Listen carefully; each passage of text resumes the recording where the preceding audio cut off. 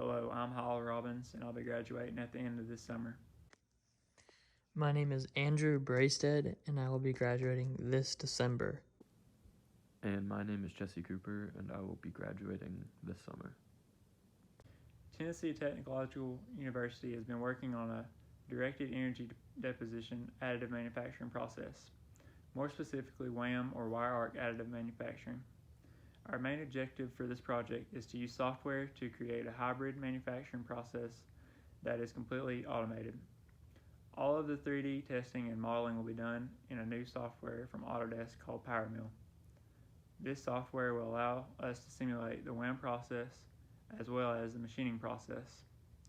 This will show both the additive manufacturing process and the subtractive manufacturing process.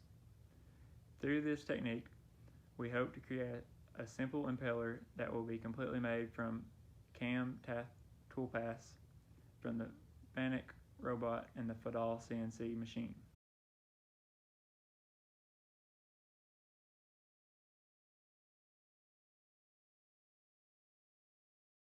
This is basically the goal of what our project was. Dr. Kim created this out of paper, obviously, and this was just to show basically what the WAM hybrid manufacturing process is capable of. So as you can see, there's curved parts here along with a substrate that those will be deposited onto. So this is what we started with. And then we created a model based off of this, loosely based off of this. So yeah. So to get a more solid model off of Dr. Kim's paper model, we made a 3D model on AutoCAD and created a 3D model through our rapid prototyping center here at Tech. So we looked at Dr. Kim's previous research to determine the thickness of the weld beads and possible defects such as cracking, and we wanted to look and try and find the best consistency of the material for a clean finish and a better final product. So for all of our modeling, we used Fusion 360. It just had the best CAD and CAM software that we've used recently and gave us the easiest way to take our 3D model to the CNC machine. Our 3D printed model, we were able to get the size of the substrate that we needed. From our substrate, we had to machine an arbor that would hold this into our lathe because our lathe truck wasn't big enough to hold a 12-inch piece of substrate. So we needed to machine the substrate down to get an accurate measurement to print on, and to do that we needed to turn it in the lathe, and the 12-inch diameter is too large for the lathe. So we made an arbor, and for that arbor we needed to drill a hole in the substrate to have a press fit on it, and we drilled a hole into the arbor so we could thread it and have a bolt to go into it to hold it snug in the lathe. Once our substrate was machined, we gave it to Dr. So and Yixing, and they did our deposition for us. So we used our 3D model and we got the center of all of the fan blades, and they used that, they clamped this in place on this table and went and poked down on those points to create the model in the software that they've got hooked up to the robot right now. And then they used those points to create the paths that they would follow.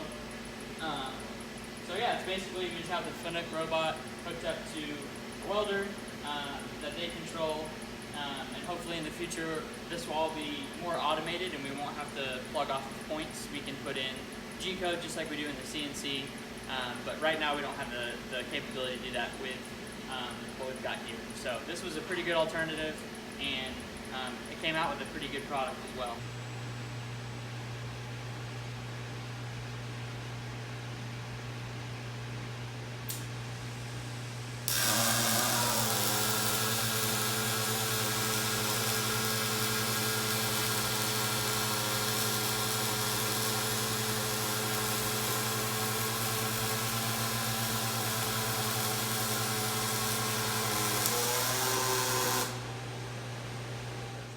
They touched off with just touching the robot to the points. Our final substrate deposition wasn't exactly completely accurate, which caused some problems with going to the CNC without a 3D scanner.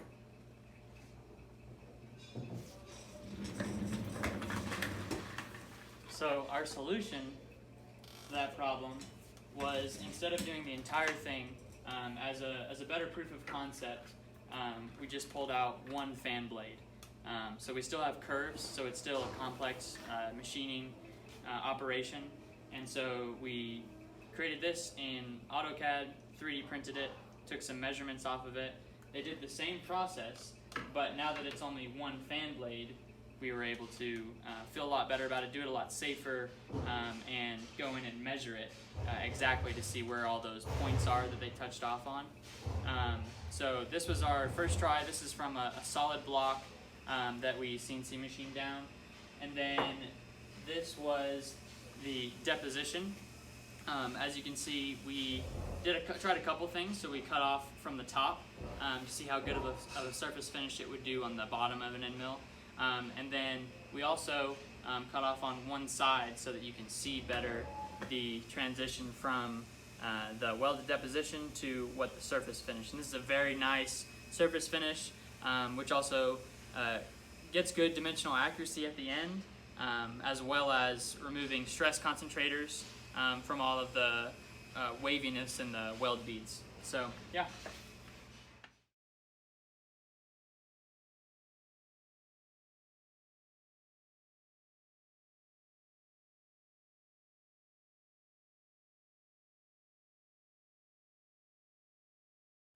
So this is the CNC we used.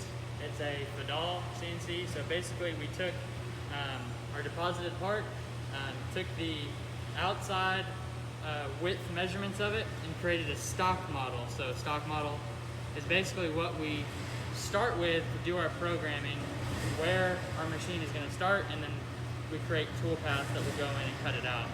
So it just sits in the vise right here, and it, as the tool comes down, machines it away as the coolant cools it and lubricates it.